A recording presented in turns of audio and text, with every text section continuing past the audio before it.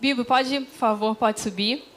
Antes da gente ouvir o Bibo, é muito comum aqui na Link que a gente faça um movimento de seguir as pessoas que estão nos convidando nas redes sociais. Então, vou aproveitar esse momentinho aí. A gente está recebendo aqui o Anderson Feitosa e o Rodrigo Bibo. As redes sociais, pega aí seu celular rapidinho. Do Anderson Feitosa, é Anderson Feitosa _. Você vai achar aí a foto dele já cantando com o violão na mão.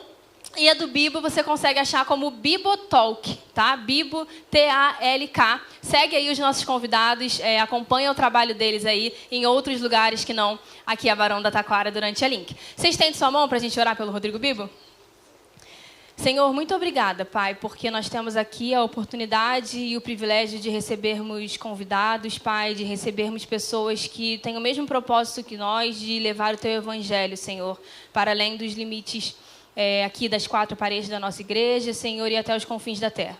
Te agradeço pela vida do Rodrigo Bibo nesse momento, que ele seja Teu canal, Senhor, e instrumento Teu, para que o Teu Santo Espírito fale por ele, Pai. Em nome de Jesus, amém. Tem algum lugar para eu apoiar? Tem sim. Meus irmãos, graças e paz da parte de Deus. Obrigado pela acolhida, pela presença. A Cristal está apoiando o congresso? Posso deixar com o rótulo aqui ou eu dou uma viradinha assim? Porque às vezes o pessoal arranca rótulo, né? Então eu não sei. Eu vou deixar mais ou menos aqui escondido. Gente, para quem não me conhece, sou Rodrigo Bibo. Sou nascido e criado em Joinville, Santa Catarina. Casado com a Alexandra, pai da Milena e do Kalel. Milena, inclusive, fez aniversário de 10 anos recentemente. E é uma alegria poder servir ao Senhor. Desde 2011, eu faço um trabalho na internet, junto com os meus amigos e amigas, que é o Bibotalk, que é um podcast de Bíblia e teologia. E a partir disso, a gente tem lançado livros também. Em 2021, lancei um livro chamado Deus que Destrói Sonhos. E, graças a Deus, tem vendido. Pessoal, quem já leu aí o meu livro Deus que Destrói Sonhos, levanta a mão. Viu? 4 pessoas, sucesso de vendas.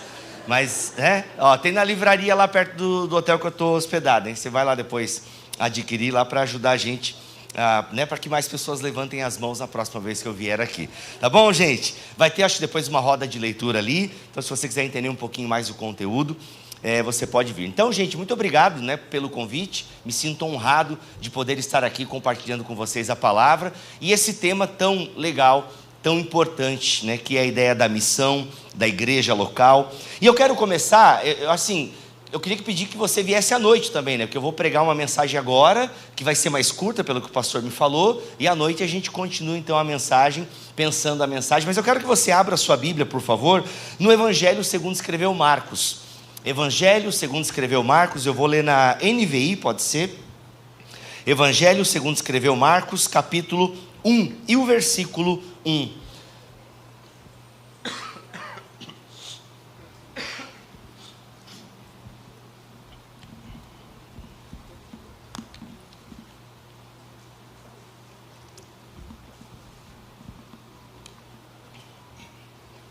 Estamos saindo de uma gripe violenta, ou seja lá o que foi, ainda bem que aconteceu semana passada. Não comprometeu a minha vinda para o Rio. Fiz muita coisa no Rio desde que cheguei.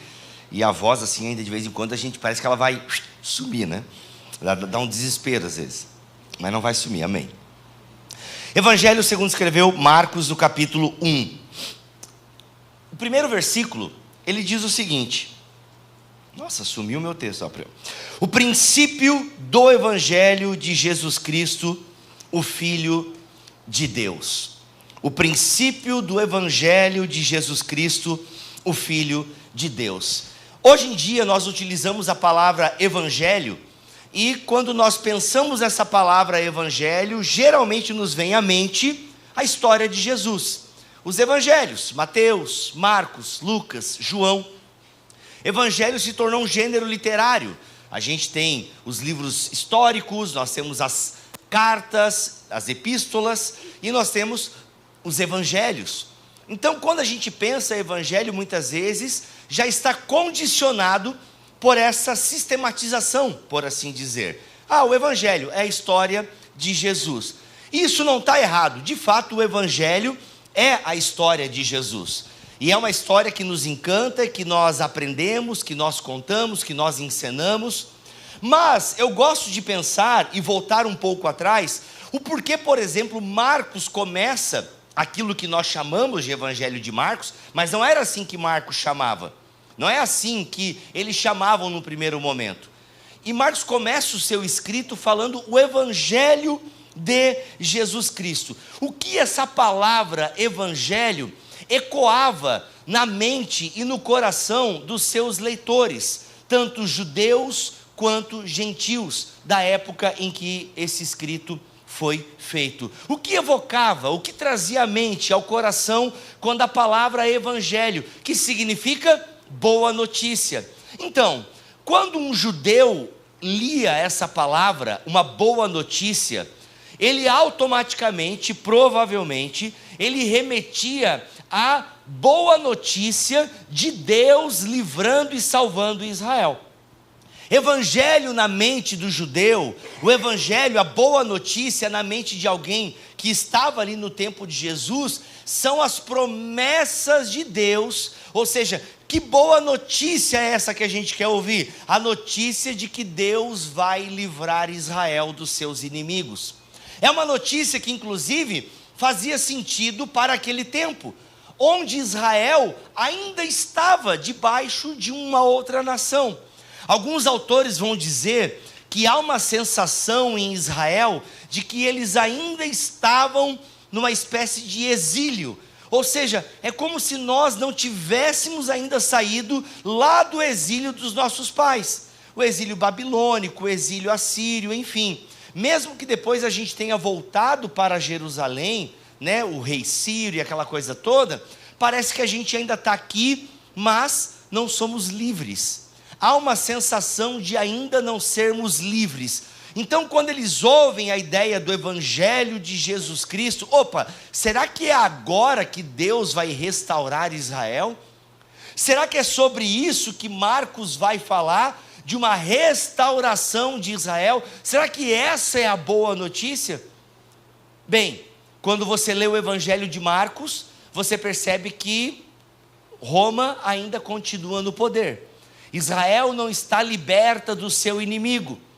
Mas a gente entende, lendo o Evangelho, que Jesus Cristo, e a boa notícia que Jesus Cristo carrega e encarna, é vencer um inimigo e um exílio muito maior do que Roma e qualquer outro inimigo do povo de Deus. Qual é o inimigo que Jesus Cristo veio vencer? Qual é a boa notícia que ele veio dar? Ele venceu a morte. A boa notícia que Marcos quer carregar é: ele venceu a morte, o maior inimigo não só de Israel, mas de toda a criação. Essa é a boa notícia. Mas tem um outro lado também interessante da palavra evangelho, que é o quê? Que é o como um gentio entendia. Essa palavra, ela não era utilizada de forma religiosa, ainda que política e religião se misturavam naquele tempo. Mas a palavra evangelho, ela era utilizada para anúncios reais, para anúncios que envolviam o imperador, para as batalhas vencidas pelo imperador do Império Romano. Então o evangelho significava isso, uma boa notícia, uma vitória sobre os inimigos, o nascimento de um imperador que era considerado um deus para aquelas pessoas. Então também é muito interessante que Marcos escreve esse evangelho, inclusive tendo um público não judeu como alvo do seu escrito, dizendo: ei, vocês estão aí achando que o que o imperador faz, do que a política faz, vocês estão achando que o império é uma boa notícia? Não, eu tenho uma outra notícia para contar para vocês. Eu tenho o princípio da boa notícia, que é Jesus Cristo, o Filho de Deus. Então Marcos vai apresentar o Messias, o ungido, o Salvador. E Marcos vai deixar bem claro que não existe nenhum império, nenhum sistema político, nenhuma ideologia que pode salvar e livrar a humanidade. Só há um que pode salvar a humanidade. Só há um que traz de fato boa notícia, e esse um é Jesus Cristo.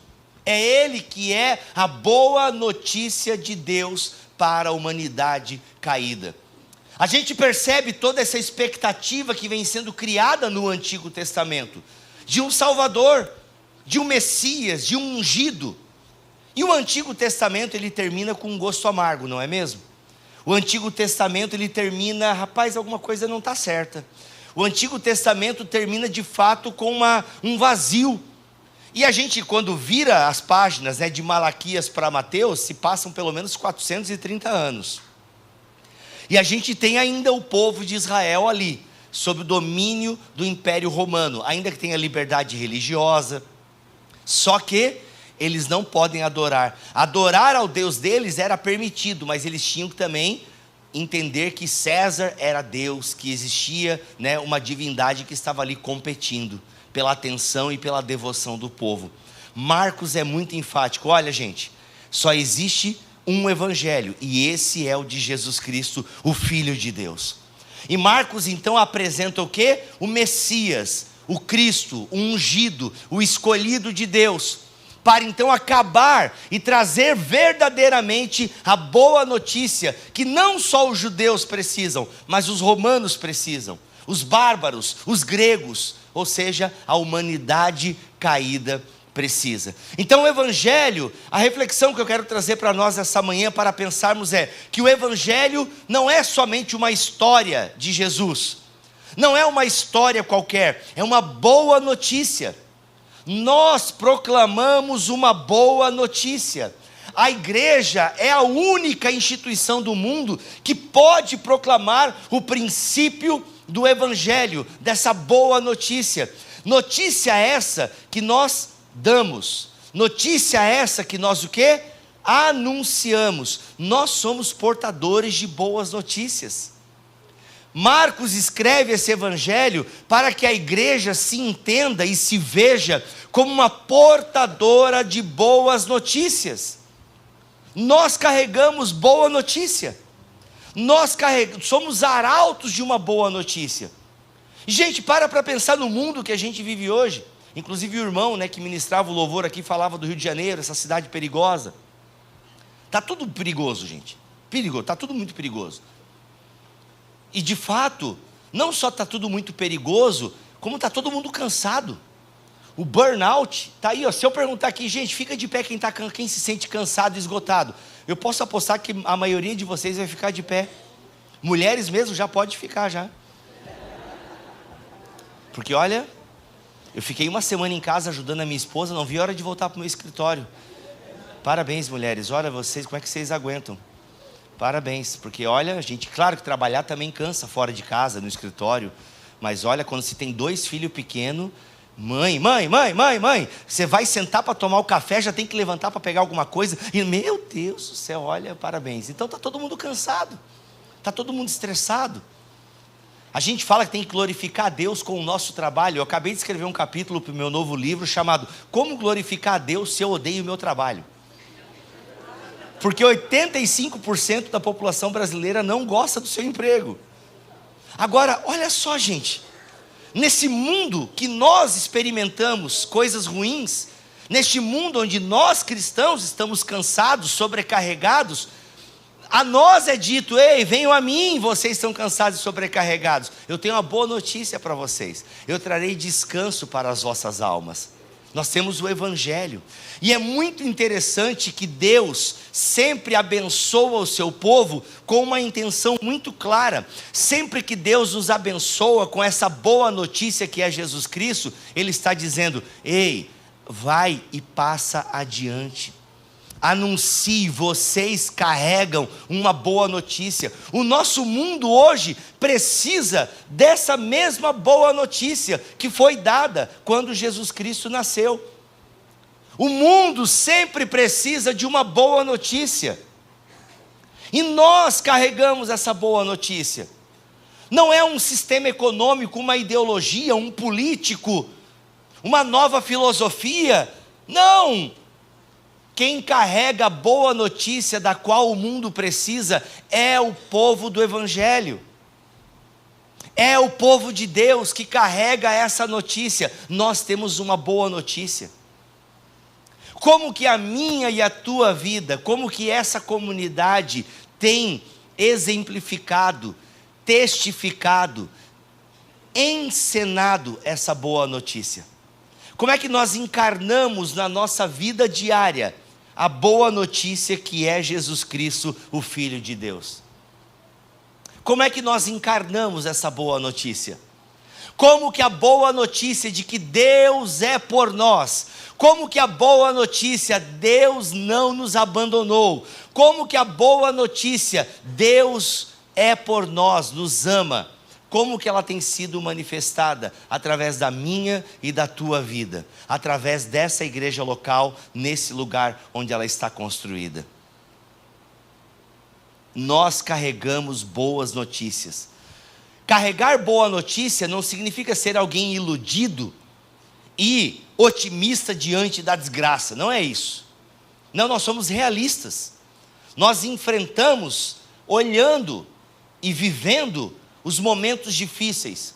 Não é negar os momentos difíceis, mas é ter esperança em meio a eles. Não é negar a tristeza vai fazer parte da nossa vida.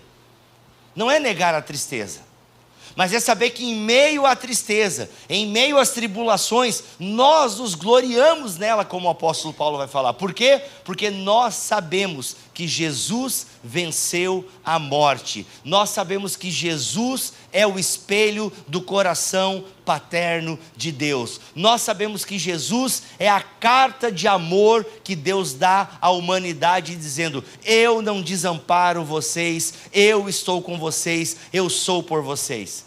E se vocês estão em mim, vocês estão seguros. Há descanso para a alma de vocês. Há descanso para a alma de vocês. Vocês podem tornar as ansiedades de vocês conhecidas diante do meu Pai, porque eu sou a boa notícia que vocês precisam. Eu trago conforto, eu trago contorno para vocês. Sabe, gente, é muito bom saber que em momentos em que a gente está para baixo, sabe, sem energia, sem vitalidade. Homem, quando fica gripado, né, parece que a gente está com câncer terminal, mas é só uma gripe. Né? A gente é realmente muito fraco, né? Minha esposa com febre, fazendo um monte de coisa, eu com febre querendo largar ministério. É nesse nível. É nesse nível. É incrível, né? O homem mesmo é fraco para isso, que Deus o livre. Mas é incrível como no meio dessa dor, desse desespero, da ansiedade que às vezes começa a atacar o nosso coração, eu encontro no Evangelho um contorno, sabe? Algo que me dá segurança. É bom saber que eu não estou sozinho. Inclusive conversando com uma amiga minha que abandonou a fé, e ela disse que tentou crer por anos, mas não consegue crer, e ela acha que, e ela assim, eu sinto falta disso, desse contorno que às vezes, porque eu me sinto sozinha, é desamparado, é meio assustador saber que eu estou no mundo vagando sozinha, e que não tem muito propósito, e que a vida é isso aqui, morreu, acabou, e é isso aí, vamos tentar sobreviver. E eu não sou assim. E eu lamento por ela não acreditar como eu acredito. Mas então eu lembro que eu tenho essa notícia. E que é muito bom saber que eu não estou sozinho, desamparado, porque tem o Evangelho de Jesus Cristo, Filho de Deus. Um Deus que se importa com o pecador, com o miserável. Aliás, Ele veio para esses, Ele veio para os doentes. Eu carrego essa mensagem, e é uma mensagem que me transforma, que me dá contorno, sabe, que em meio à tristeza, à angústia, eu lembro que Deus é por mim, e que mesmo diante das coisas ruins que acontecem, há esperança, porque eu sirvo a um Deus que está comigo nesse momento difícil, e que sabe o que é passar por um momento difícil, porque Ele enfrentou o Getsemane, Ele enfrentou o Calvário, mas Ele ressuscitou. E Ele diz: estou com vocês todos os dias até a consumação dos séculos. Há uma boa notícia para nós. E não somente para nós, mas que flui através de nós. Ou seja, a bênção que recebemos do Evangelho, a boa notícia de que Deus é por nós, ela não somente nos conforta, mas como nos transforma. E quando nos transforma, nos torna arautos, mensageiros. Neste palco da vida, somos atores de Deus, que encenamos esse Evangelho, que espalhamos pelo mundo o bom perfume de Cristo. A missão da igreja é fazer este Evangelho de Jesus Cristo, Filho de Deus, conhecido. Essa é a nossa missão. é a missão de apresentar o Evangelho a um mundo que carece de boas notícias. O mundo carece de boas notícias, e nós podemos dar essa notícia, e não somente dar, mas também encenar essas boas notícias, essa boa notícia. Nós encarnamos essa boa notícia, nós testemunhamos essa boa notícia. Por quê? Porque é uma notícia viva. O Evangelho é Jesus Cristo. E aqui termino dizendo que o cristianismo não é uma mera religião, onde nós fazemos alguma coisa para alcançar a Deus. Não, o cristianismo é uma religião que fala que Deus fez coisas para nos alcançar. A religião cristã, ela é o contrário de todas as demais religiões. A graça é algo exclusivo da fé cristã. Ou seja, esse favor imerecido, onde Deus se despe para chegar até nós. Essa é a boa notícia. Essa é a boa notícia. O cristianismo não é uma religião onde eu faço coisas para agradar a Deus, mas aonde Deus fez coisas para me alcançar. Então o cristianismo não é uma religião, o cristianismo é uma pessoa, é Jesus Cristo. Então o cristianismo não são os ritos que nós temos, o cristianismo não é uma religião de boas obras. O cristianismo é a religião de uma pessoa, que é o quê? A boa notícia de Deus sobre nós. Eu os amo, eu os salvo, eu os resgato, eu os transformo e eu os chamo para anunciar a minha palavra até os confins da terra. Que o Senhor nos ajude a proclamarmos as boas novas. Que o Senhor nos ajude, em meio a este mundo carente de boas notícias, nós sermos portadores de boas notícias. E da principal notícia de todas: o Senhor ama a sua criação. E eu tenho uma boa notícia para te contar. E não só uma boa notícia para te contar, mas para viver contigo os efeitos dessa boa notícia. Deus nos ama, Deus é por nós. Curve sua cabeça, vamos orar. Pai, em nome de Jesus, diante da tua presença, Senhor, nós queremos te agradecer por essa boa notícia, o Evangelho de Jesus Cristo, o Filho de Deus. Obrigado, Senhor, porque não são os impérios, os governos deste mundo, não são os políticos deste mundo que podem trazer uma boa notícia ao povo, mas é sim o Senhor Jesus Cristo, que é aquele aguardado pelas nações e que é anunciado pela tua igreja, Senhor. Em todo o mundo existe o teu povo, em todo o mundo o teu evangelho está sendo pregado. O Senhor tem feito algo neste mundo e nós queremos fazer parte disso para a glória do teu nome. Pai, nós queremos anunciar o teu evangelho, nós queremos encarnar o teu evangelho, nós queremos ser portadores das boas notícias que emanam da vida que podemos ter contigo. Em nome de Jesus, ajude-nos, Senhor, ajude-nos a sermos proclamadores do teu evangelho, na simplicidade do dia a dia, nas situações do dia a dia, na vivência comum. Que o teu evangelho possa ser demonstrado por meio da nossa vida e que nós possamos trazer essa boa notícia de que Deus é por nós e nos amou até a morte do seu Filho e morte de cruz. E é esse Cristo crucificado que nós pregamos, porque sabemos que o evangelho é o poder de Deus para todo aquele que crê. Obrigado, Senhor, porque nós temos o anúncio poderoso que é o teu evangelho, e é esse evangelho que nós queremos pregar, Senhor. Nós não nos envergonhamos do evangelho, porque ele é o poder de Deus para a salvação de todo aquele que crê. O Senhor é poderoso e o Senhor pode fazer.